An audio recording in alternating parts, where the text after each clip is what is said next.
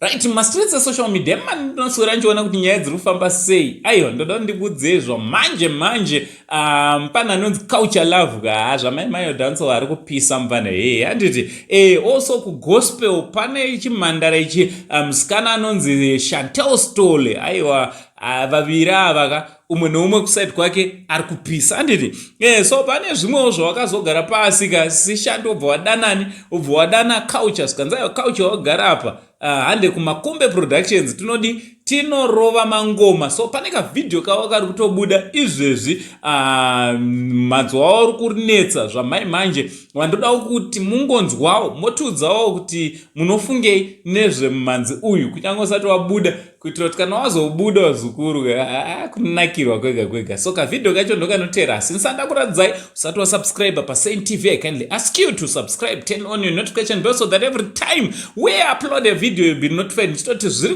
kudi vazukuru vasekuru Saint pano pa number 1 YouTube channel. Aiwa takadongorera ku 70,000 followers. Aimi subscribers, my family members, I love you so much. Ngatirambe tichishare tipinde muzana tirikumhanya tichinanavira muzana.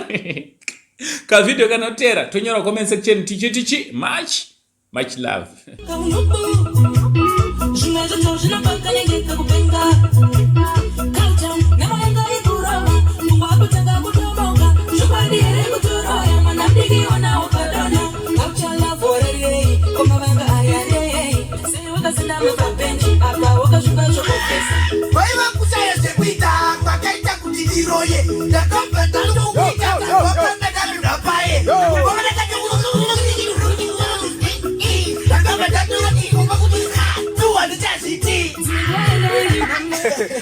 Pakaipa chiri kuyama manje so naika Jema Chantel Sithole featuring culture love